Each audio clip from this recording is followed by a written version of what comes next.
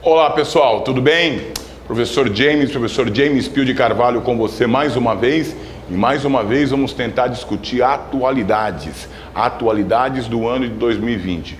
Hoje especificamente vou falar sobre Brasil. Gente, não dá para discutir qualquer coisa relativa à atualidade sem discutirmos a questão do coronavírus, sem discutirmos a questão do Covid-19. Como já vimos na aula de atualidades mundial, nessa aqui atualidades 2, o coronavírus, o Covid-19 teria surgido numa cidade chinesa chamada Wuhan e a partir daí se espalhado pelo mundo, não é? Vimos também que o país que mais houve infecções e óbitos por coronavírus foram os Estados Unidos. Mas, infelizmente para nós brasileiros, o Brasil ocupa uma posição bastante delicada nesse cenário. E essa posição delicada, ela vem em função de governantes, não só a nível federal, mas também estadual, não conseguir se entender em relação à melhor forma do tratamento dessa pandemia. E não vai aqui nenhuma crítica ao governo federal, nem aos governantes estaduais. É que realmente a pandemia, nós estamos descobrindo a melhor forma de tratar. Se erramos, é em função do não conhecimento, como nenhum país do mundo teve, disso. O que deveríamos ter seguido é alguns protocolos. Só que nós alternamos, não é? Seguir à risca determinados protocolos e flexibilizar. Lembro-me que lá no início do ano de 2020, quando em 11 de março de 2020, a Organização Mundial de Saúde declarou que o coronavírus, que o Covid-19 era uma pandemia, nós, uma semana depois, iniciamos o que me parecia ser o mais adequado, que é uma quarentena. Só que nós não esperávamos que essa quarentena fosse durar como vem durando, com flexibilização, com encrudecimento, não é? Quase um ano não, mais de um ano, não é? Já estamos há mais de um ano nessa pseudo-quarentena que se prolonga eternamente, mas nós também não fazemos uma quarentena de fato, não é? Como foi feito em vários países do mundo, não é? Nós não conseguimos parar definitivamente. Nós não conseguimos decretar um tal de lockdown, porque isso poderia ser catastrófico para a economia nacional. Num primeiro momento, você vê o governo federal, através do Congresso, do Poder Executivo, né, levando para os mais suscetíveis, os mais vulneráveis, né, o auxílio emergencial, que de abril até agosto foi de R$600, de setembro até dezembro de 300 e vai ser reeditado agora a partir de abril em média R$250. Então isso é um auxílio para tentar precaver, para tentar amenizar o sofrimento dos menos favorecidos, dos mais vulneráveis. A economia brasileira vem sofrendo demais com essa pandemia, mas principalmente os números da pandemia no Brasil são catastróficos. Hoje, estamos em final de março de 2021, nós já temos mais de 300 mil mortes. 300 mil mortes devido ao coronavírus. Alguns entendem que esse número é superdimensionado. Essas pessoas são classificadas como negacionistas. Outros entendem que o número é subestimado, que já teríamos um número muito maior que isso. Esses são chamados de catastrofistas, não é? Então nós temos uma bipolarização, nós temos uma divergência até ideológica no que diz respeito ao trato dessa pandemia. Alguns têm resistência em usar máscara, alguns têm resistência em aderir, não é, aos apelos dos governantes, não é? Enfim, em função de questões econômicas, não é? Você vê manifestações à rua de empresários de classe média alta, exigindo o fim do chamado das restrições ao comércio, das restrições de circulação, porque isso causaria problemas econômicos que seriam insuperáveis, não é? Então o Brasil é visto no mundo hoje como o principal foco da pandemia. Existe até uma nova cepa no Brasil, a chamada P1, que o contágio é muito mais rápido e a letalidade dela é maior, mas não apenas num grupo de idosos ou pessoas com comorbidade. O que é comorbidade?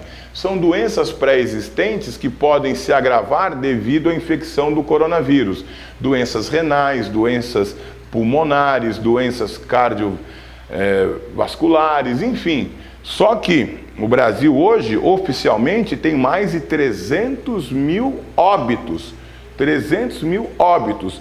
Os hospitais estão à beira do colapso. A maior cidade da América do Sul, São Paulo, está com seu sistema de saúde à beira de um colapso. São mais de 90% dos leitos comprometidos, não há mais vagas. Houve pela primeira vez um caso de morte por Covid, porque não havia onde se internar esse pobre paciente. Então nós estamos vendo aqui hoje uma terrível constatação de que nós brasileiros lidamos muito mal com a pandemia. E insisto, não dá para dizer que foi apenas, não é, o Poder Federal, sendo que este teve sim uma grande responsabilidade, enquanto seu mandatário mor, o presidente Jair Bolsonaro, insiste em negar a gravidade do vírus. Eu tenho aqui algumas frases bastante polêmicas, algumas afirmações polêmicas do senhor Jair Bolsonaro. Quando ele chama, por exemplo, a pandemia de gripezinha. Agora ele nega, mas está gravado. Tem duas manifestações dele. No dia 24 de março, quando o país registrava 10 mortes por coronavírus e várias cidades já estavam em quarentena, Bolsonaro se pronunciou dizendo que vírus não seria nada demais, só uma gripezinha. O brasileiro tem que ser estudado, não pega nada. Como não pega nada? No começo da pandemia, no dia 26 de março, o presidente fez uma das primeiras declarações polêmicas na residência oficial do Palácio da Alvorada. O brasileiro tem que ser estudado, não pega nada. Ele, inclusive, foi alvo. Quando o Brasil atingiu, não é? Olha só, ainda no final desse mês de abril, quando questionado novamente sobre o número crescente de mortes no Brasil, Bolsonaro respondeu a seguinte frase: e daí? Lamento, quer que eu faça o quê? Eu sou Messias, mas não sou milagre, mas não faço milagres. Terrível as frases, né? Não sou coveiro. Em abril deste ano, durante uma coletiva, um jornalista questiona o presidente sobre o número de mortes por Covid-19. Bolsonaro então interrompe a pergunta e afirma: cara, quem fala de eu não sou coveiro, tá certo? Mais uma que Jair Bolsonaro ganha. Em novembro, os testes da vacina tiveram de ser pausados por conta da morte de um dos voluntários do processo. Quer dizer, o Jair Bolsonaro ganha quando a vacina que estava sendo produzida junto com, não é, a China aqui em São Paulo, né, a Coronavac, teve um problema, um paciente morreu, depois ficamos sabendo que nada tinha a ver com a doença, ele acabou suicidando, mas aí o presidente solta essa, mais uma que Jair Bolsonaro ganha. Quer dizer, ele ganha e a vacina perde. Aí, país de maricas, quando ele diz, não é, que o Brasil deveria enfrentar, nós, brasileiros, deveríamos enfrentar como homens e não como maricas, não é? Realmente são frases, não é, bastante polêmicas, não é? E essas polêmicas do presidente Bolsonaro se estendem até hoje.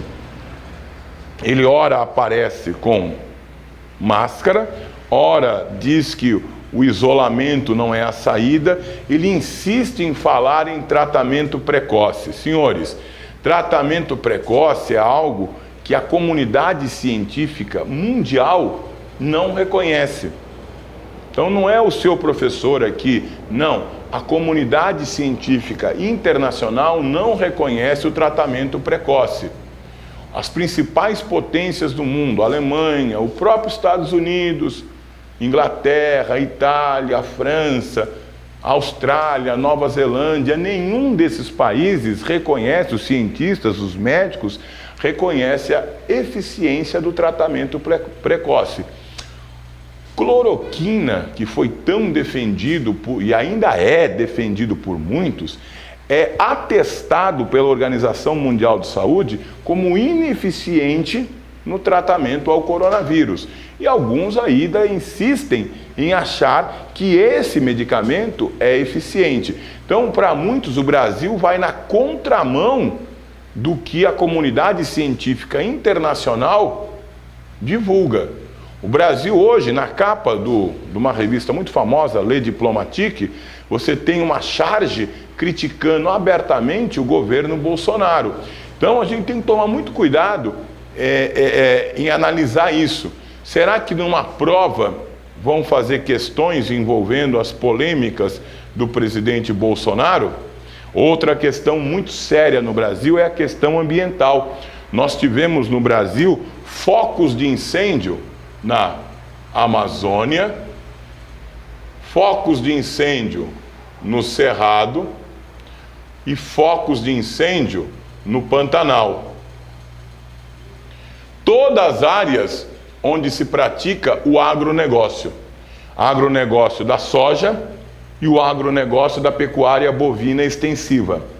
O grande vilão do desmatamento, o grande vilão causador das queimadas na Amazônia são os grandes vilões, não é? São o agronegócio da soja, o agronegócio da pecuária bovina, o extrativismo mineral e o extrativismo vegetal, madeira. Esses são os 4 vilões do desmatamento da Amazônia.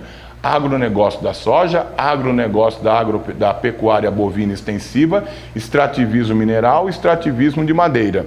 O presidente Bolsonaro, num determinado pronunciamento, disse que um dos responsáveis pela queimada é o caboclo e o indígena. Gente, isso, o que o caboclo, o que o indígena faz, é irrisório comparado ao que o agronegócio, ao que o extrativismo vegetal, o extrativismo mineral causam e provocam desmatamento e queimadas. O Brasil acabou sofrendo retaliações do mundo em função das queimadas na Amazônia, no Cerrado e no Pantanal. Em 2019, o Brasil havia ratificado um acordo com a União Europeia, não o Brasil, mas o Mercosul.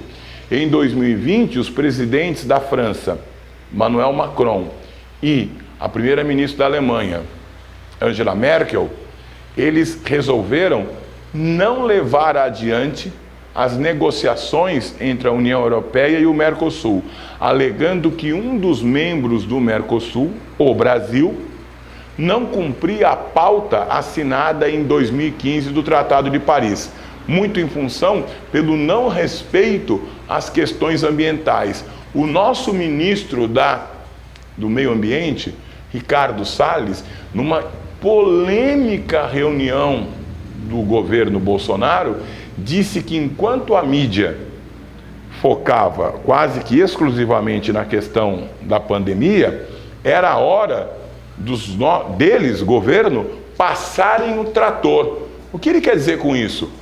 Acelerar o processo desenvolvimentista, acelerar a área do agronegócio e, pra você ter uma ideia, o IBAMA, durante o governo Bolsonaro, ele foi bastante flexível no que diz respeito à aplicação de multas a incêndios vistos como criminosos em gestões anteriores. Então, o IBAMA, ele acabou atuando muito menos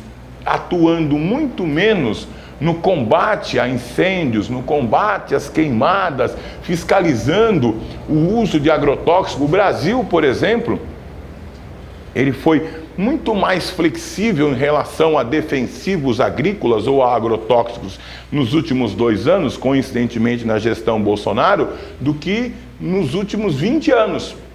Aumentou significativamente o número de agrotóxicos, o número de pesticidas, o número de defensivos agrícolas utilizados no Brasil durante os últimos 2 anos. Então, essas questões de ordem ambiental, a permissividade no uso de agrotóxicos, a não fiscalização de incêndios de queimadas na Amazônia, no Cerrado e no Pantanal, tem feito com que o Brasil se torne hoje muito mais...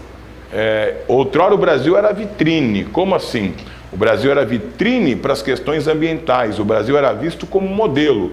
Hoje o Brasil é visto como o país que está indo na contramão do que foi decidido em 2015 no chamado Tratado de Paris, seguindo inclusive o mesmo caminho que o governo Trump fez dos Estados Unidos recentemente. Aí você tem o quê? Aí você tem isso aqui, ó, uma questão muito séria, que é o caso de racismo no Brasil. Aí, ó, eu vou listar para você alguns casos que ocorreram no Brasil no ano passado. Entregador sofre ataques racistas. Isso foi um absurdo. Entregador Elson Oliveira Santos, ao chegar em um condomínio de luxo da capital para entregar o pedido a uma cliente, e foi proibido de entrar para realizar a entrega. A cliente ligou para os proprietários e fez comentários de teor racistas como: esse preto não vai entrar no meu condomínio. Manda outro motoboy que seja branco. Eu não vou permitir esse macaco. Isso em pleno século XXI. Cliente ofende garçom negro. Conforme o estabelecimento, o cliente teria enviado mensagens ou se dizia desconfortável por ter avistado um funcionário de cor escura atendendo e que não se sentia bem sendo atendido por um negro. Isso eu me lembro. Na conversa, o funcionário que estava respondendo às mensagens questiona se as mensagens se tratavam de uma brincadeira. E a pessoa diz que não, e ainda que achava que o estabelecimento fosse um local de família. Aí o que fez? O empregado ou o responsável pelo estabelecimento disse que gostaria que esse cliente não voltasse mais para o estabelecimento. Finalmente, não é? Ó, João Alberto Silveira Freitas, o homem negro morto após ser espancado por 2 homens em um supermercado Carrefour em Porto Alegre. Foi assassinado em frente à esposa, contou uma das testemunhas. Ela viu o marido sendo morto, lamentou Paulão Paquetá, vizinho da vítima, que também presenciou o crime. Segundo ele, a mulher de João Alberto tentou ajudar o marido, mas foi impedida de intervir. Vídeos que circulam nas redes sociais mostram que os agressores eram 2 homens brancos. Apurações iniciais mostram que ao menos um deles trabalha como segurança do supermercado. O outro seria um policial militar temporário. Nas imagens é possível ver pessoas gritando para que as agressões parem, cessassem. Tentamos intervir, mas não conseguimos. A gente gritava: estão matando o cara, mas continuaram até ele parar de respirar. Fizeram a imobilização com o joelho no pescoço. Senhores, esses casos todos de racismo no Brasil nós já discutimos. Isso vem de novo a questão do racismo estrutural, que são uma série de práticas do nosso cotidiano que, se não impossibilitam, dificultam a mobilidade social para determinados grupos étnicos, para determinados grupos sociais. Esse racismo estrutural, ele está dentro da sociedade brasileira, faz parte da sociedade brasileira. Isso é uma herança do nosso passado patriarcal escravocrata, no período colonial do Brasil e até mesmo no período imperial. Haja vista que a abolição da escravidão ocorreu em 13 de maio de 1888. O movimento negro conseguiu fazer com que se reconhecesse também a morte de Zumbi dos Palmares, como um marco da resistência, né? Em novembro, 20 de novembro, é a data em que o movimento negro comemora, faz uma lembrança, não é? A resistência pegou como data a morte de Zumbi de Palmares. Mas isso não é um feriado, isso é um ponto facultativo. Em muitos municípios, essa data não é comemorada. Isso talvez faça parte do racismo estrutural. Podemos ver que as lutas do movimento negro, as lutas de determinadas minorias, não são aceitas por todos na sociedade. Muitos, por exemplo, falam em racismo inverso. São Paulo, não é? ele realizava, antes da pandemia, a maior passeata LGBT do mundo. Isso nunca foi motivo de comemoração, muito pelo contrário. Alguns fazem desse evento motivo de chacota, um motivo de riso, um motivo até de vergonha para alguns, não é? Então a luta do movimento LGBT, as pautas identitárias do movimento negro, as lutas contra o machismo, para alguns brasileiros, não são legítimas. E isso você tem que tomar cuidado. Numa prova, você não pode se portar de maneira intransigente em relação a pautas identitárias, como luta contra o machismo, luta contra a homofobia, luta contra o preconceito, luta contra o racismo. São pautas que as provas vão pedir que você se manifeste. E nessa manifestação é necessário que você tenha muito cuidado para não se mostrar intransigente em relação ao reconhecimento desses grupos na luta por isonomia, na luta por equiparação. É essa a questão. Senhores, nós vamos ficar por aqui. Eu agradeço a sua presença e em breve voltaremos com mais dicas para a sua prova. Por hoje é só. Tchau!